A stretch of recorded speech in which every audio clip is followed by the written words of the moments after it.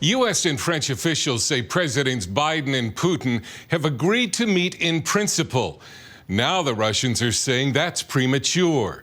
This as Russian forces are poised to attack. Russia Sunday extended its military drills in Belarus along Ukraine's northern border after 2 days of shelling in eastern Ukraine between Russian separatist and Ukrainian forces. CBN's George Thomas says Moscow-backed forces in the east are laying the groundwork for a pretext to invade.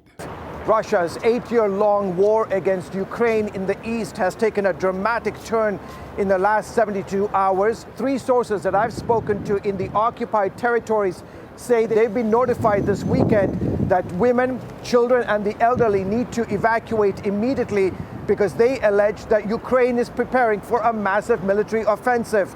In addition, men between the ages of 18 and 60 are ordered to stay behind and to take up arms. Moscow has as many as 190,000 troops surrounding Ukraine, at least half of them in attack positions. Former U.S. Ambassador to Ukraine William Taylor describes Ukraine as a hostage in a struggle between Russia and the West. Ukraine has a gun to its head while the Russians are negotiating with the Americans and NATO and others. And so, yes, they're a pawn in this. Ukrainian President Zelensky at a conference in Munich, Germany, asked why the West has taken so long to impose sanctions on Russia. We don't need your sanctions after the bombardment will happen. Secretary of State Antony Blinken told CNN because once sanctions are invoked, Vladimir Putin has nothing left to lose. The purpose of the sanctions, in the first instance, is to try to deter Russia from going to war. As soon as you trigger them, that deterrent is gone. Secretary of Defense Lloyd Austin says Russia has amassed enough firepower to take the Ukrainian capital Kyiv, but with mass civilian casualties. If he employs that kind of combat power,